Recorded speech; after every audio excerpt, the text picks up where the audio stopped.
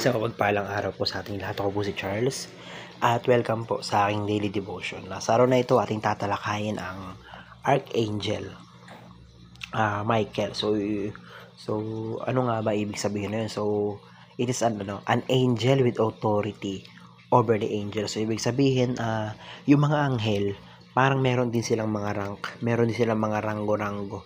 May mas mataas, may mas ano-ano, parang sa sundalo. Ganon. May 1-star general, 2-star general, 5-star general. So, ating tatalakayin ngayon is yung Archangel, yung pinakang mataas sa mga anghel. So, Jude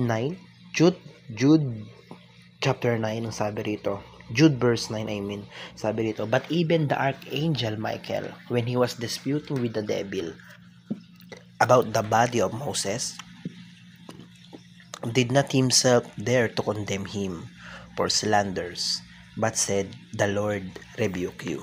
Sa Tagalog, subalit si Miguel na Arkanghel nang makipaglaban sa Diablo at nakipagtalo tungkol sa katawan ni Moises ay hindi nangahas gumamit ng isang hatol na may pag-alipusta laban sa kanya, kundi sinabi, sawayin nawa ng Panginoon.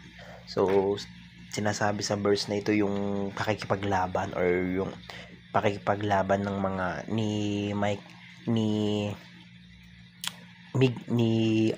Archangel Michael doon sa mga diablo na balak kunin yung katawan ni Moises.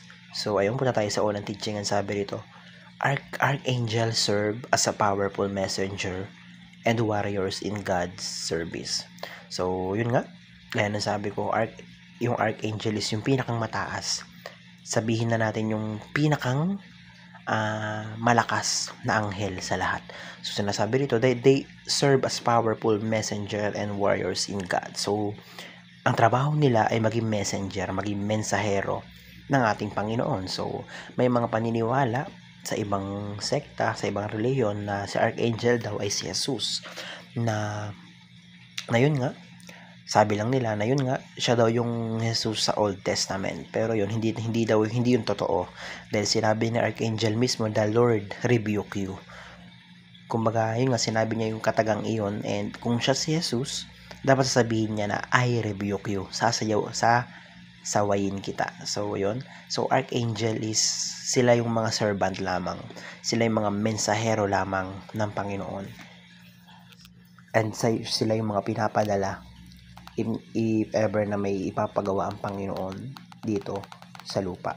So sa ikalawang teaching, ang sabi rito, Archangels teach us the reality of spiritual warfare and the importance of prayer. So ibig sabihin, yung mga anghel na yan, yung mga archangel na yan, sila yung nagpapatunay or sila yung nagtuturo sa atin na totoo. Na totoo yung mga yung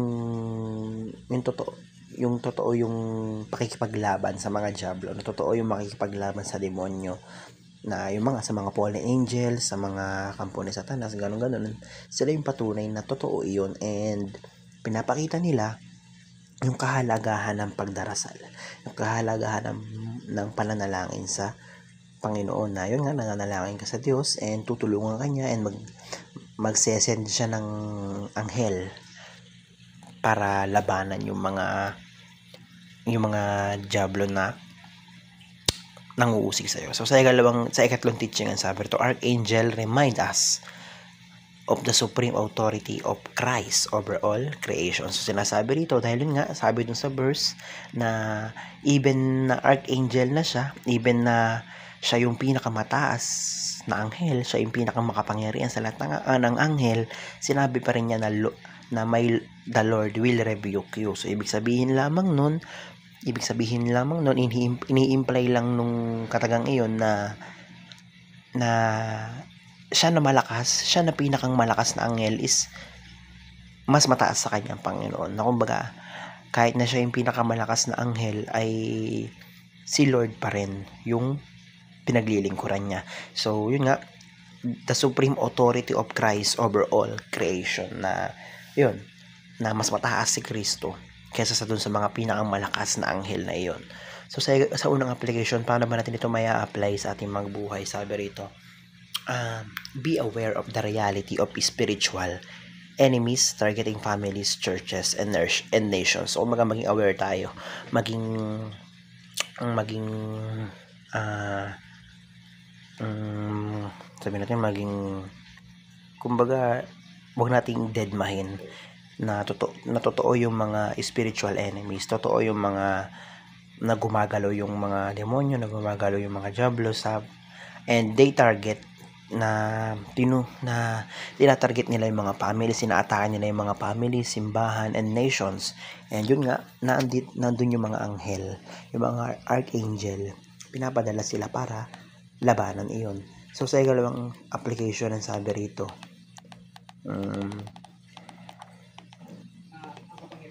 pray diligently knowing that God uses our prayer to accomplish our purpose. So yun nga, mahalaga ang pagdarasal, mahalaga ang pananalangin, mahalaga na tumatawag tayo sa Diyos, and yun yung ginagamit ng Panginoon. Yun yung pinakang kailangan, pinakang susi na ma-accomplish. So gaya ng mga tao na ma-accomplish yung gusto ng Panginoon, yung gustong mangyari ng Panginoon. So gaya ng mga tao noon na nananalangin sila, nagdarasal sila in order na matalo yung mga demonyo na umaatake sa kanila. So sa ikatlong application na sabi nito, trust the power of authority of Christ over all creation. So yun, magtiwala tayo na ang Panginoong Hesukristo ang pinakang mataas sa lahat, ang pinakang makapangyarihan sa lahat. So yun, walang sino man or walang anong mang diablo, demonyo ang pwedeng manakit sa'yo or mangusig sa'yo or gumawa ng mali sa'yo, dahil yun nga, naniniwala ka na yung Panginoon mo, naniniwala ka na si Hesukristo ang pinakamakapangyarihan sa lahat, and poprotektahan ka ng iyong Panginoon sa mga ganong bagay, sa mga ganong instances. So yun lamang po, napakarami matutunan sa araw na ito. Glory to God.